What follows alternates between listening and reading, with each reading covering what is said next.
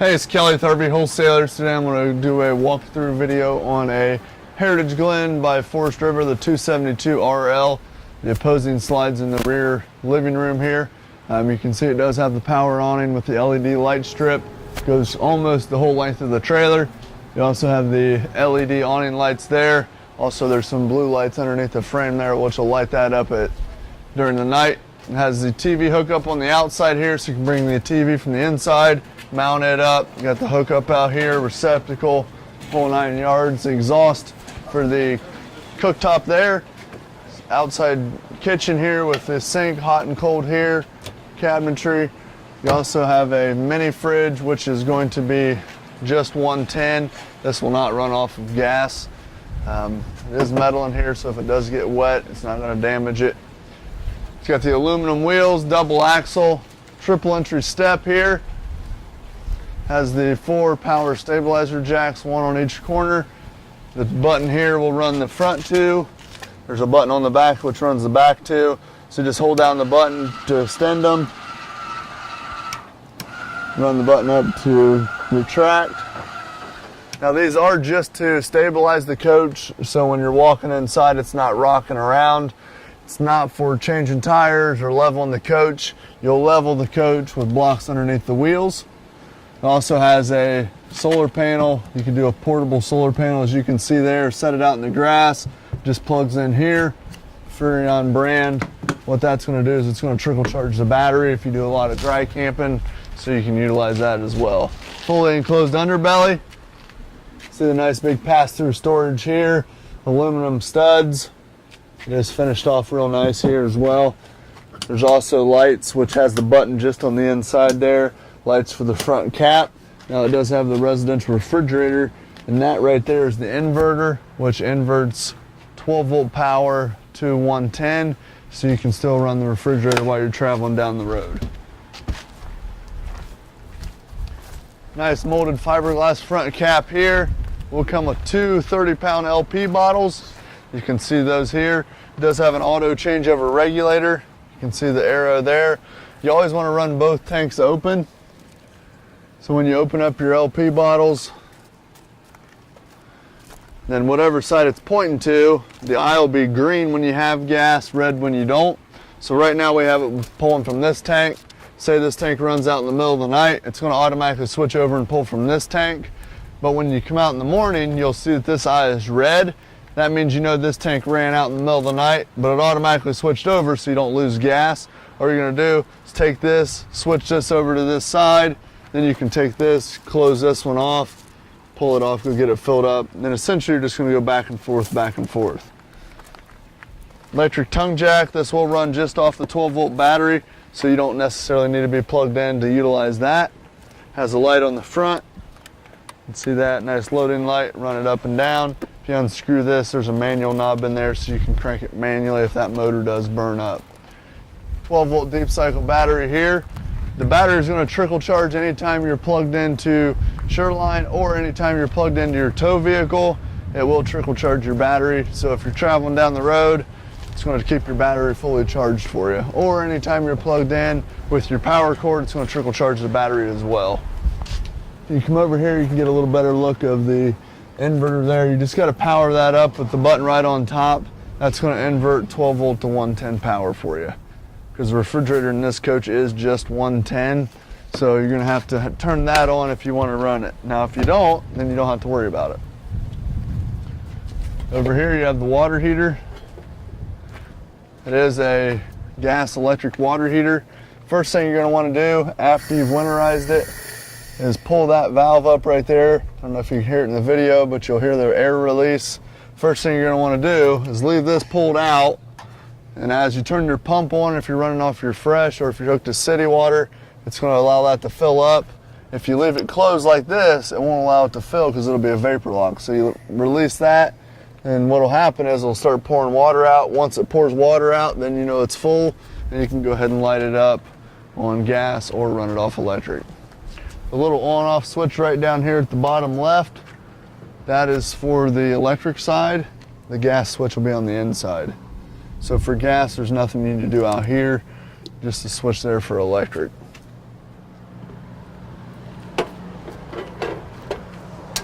Right down here is your exhaust for your furnace. So as soon as you turn your furnace on, if you come out here and wave your hand across here, you're gonna feel it's blowing hot air immediately. A lot of times your ductwork won't get hot for a couple more minutes, but if you're wondering if it's working, just come out here and wave your hand close to that, and it'll be blowing hot air right away. Outside shower has a spray nozzle just like the shower inside. Will be hot and cold water, okay?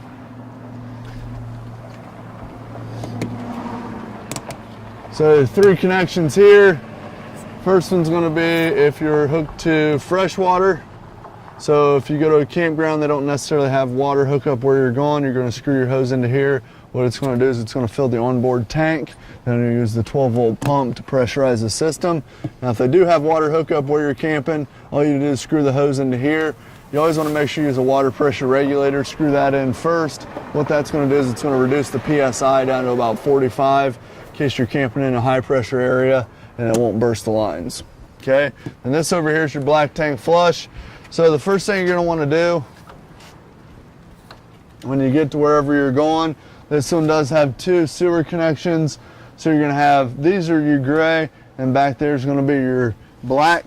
So you'll come up here, you'll hook your sewer hose up, run it in the hole, pull these valves. What that's gonna do is it's gonna empty out your gray tanks, which is your sinks in your shower. Then you'll pull forward, hook the sewer hose up to the back one. Now what this is a black tank flush. So once you pull the black valve, let it run through the hose, leave the valve open, then come up here, put your water hose in here, and what that's gonna do is it's gonna spray the inside of the tank out. Let that run for about, I don't know, a minute or 2. Shut the water off before you close the valve. 50 amp service trailer. You can see it does have a plastic nut here, so you can just screw that on there just to keep it from vibrating loose. It does have a little indicator light on to make sure you have power at the hookup. Super slide here on the opposite door side. And if you look right back there, you're gonna see your other valve there. It does have a full-size spare. A lot of people store the sewer hose in the bumper, so you can pull the end cap out, put your sewer hose in there. Grill, this will swing out right over here, so you have your nice grill set up beside your outside kitchen. You're gonna have your cable and satellite hookups there. If they have hookup at the campground where you're going, you can use that. The jack button for the 2 rear jacks. See that there? Again, the awning goes all the way out. We'll go in and we'll check out the inside.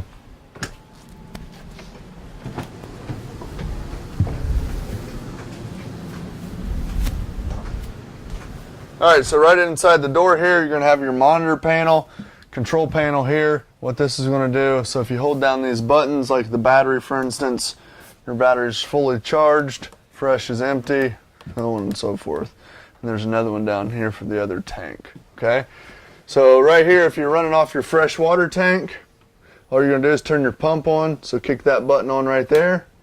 And it is an on-demand pump, so what that means is you're not gonna have to come over here and turn the pump on and off every time you're gonna use it. So just leave that on the whole time you're running off your fresh, and as soon as you turn your faucet on, the pump will kick on. You shut the faucet off, pump turns off. This right here lights the water heater on gas. Exterior and interior lights. This will run your awning in and out. Now you'll have to hold down the button, so when you run the awning in, you don't want to overextend it. So as soon as you see the tube of the awning when you're running it out, that's when you're going to stop. And you run it in, you'll hear it hit the side of the trailer, then you know you're good to let off the button.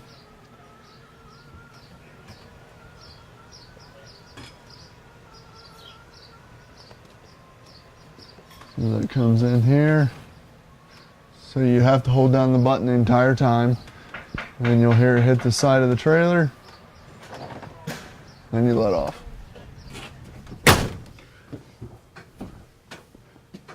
Two slide buttons right here. Now they do have a clutch on them. So when you run them all the way out, that's the number you'll hear. When you run it in, you'll hear the same exact thing.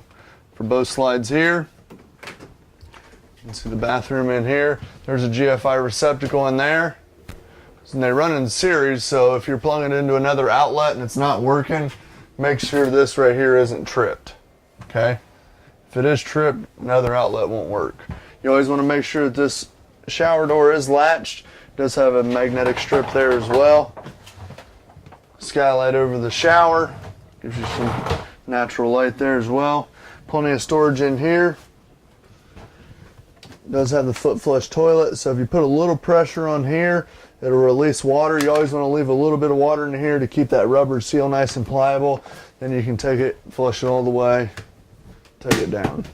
Has a fan up here. Turn it on and off there. Just use this little knob to crank it open.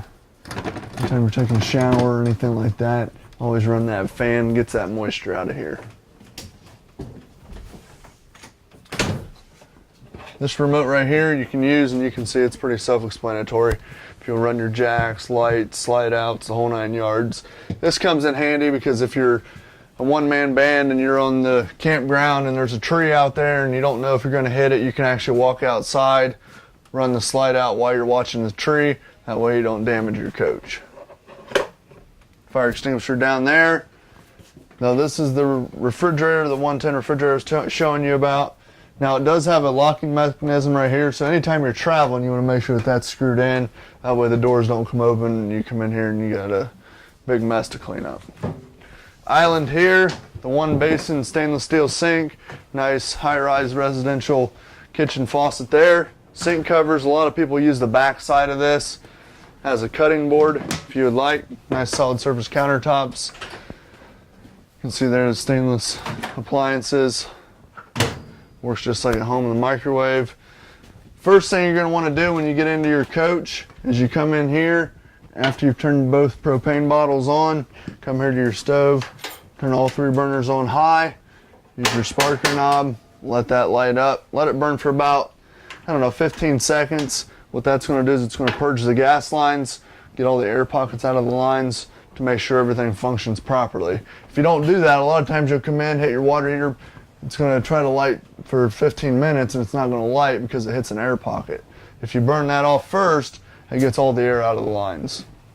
TV, AM, FM, CD, DVD right there. You have a fireplace down here which runs just off 110 as well. Now the thing with the fireplace is you can use it just for looks, or there's a button on here you can see it shows like heat waves, and I don't know if you'll be able to see it in the video, but that's what these buttons are right here. It will actually produce some heat, get up to 5,000 BTUs. Okay. Inside speakers, outside speakers, you can control those zone 1 or 2. This sofa here I'll make into a bed as well. The nice theater seat over here. You can see the freestanding dinette and chairs. You can see that those are strapped down. Anytime you're going to be traveling, you're going to want to make sure you strap these down. There's also some storage underneath, but you can see they are strapped down there. Got the cloth nightshades here. What you're going to do is lift up on those. You can stop them anywhere you'd like. Now if those do loosen up after time, they're just going to want to fall down. All you got to do is tighten up the string over here and it'll tighten them back up for you. Thermostat here works just like at home, so all you do is hit the power button there, then you can go through the modes if you want furnace, just a fan, or AC. Pretty self-explanatory. All LED lighting throughout. If you can't find a switch for the light, there's always a switch on the light itself. AC is ducted through the ceiling, heat's ducted through the floor. There's a little button right here. I don't know if you can see that light. Green light there. What that's going to tell you that the TV antenna booster is on. So if you're running just off your TV antenna, push that in, it's going to amplify the signal. TV backer here, so if you want to mount a TV here, you can do that as well. Then right down here, you have your fuse panel. All your 110 fuses are here, labeled here. 12 volt fuses are here, labeled here. There's some storage under the bed, just lift up on the bottom. See that there. A lot of people put a hamper down there and you can use this as kind of like a laundry chute. Plenty of storage all the way through. It is prepped for a second air, so if you ever want to do that, you can do that with a 50 amp service. Just pull this vent out, drop the air on, you're good to go. If you have any questions at all, don't hesitate to give us a call, 877-877-4494. Thanks a lot.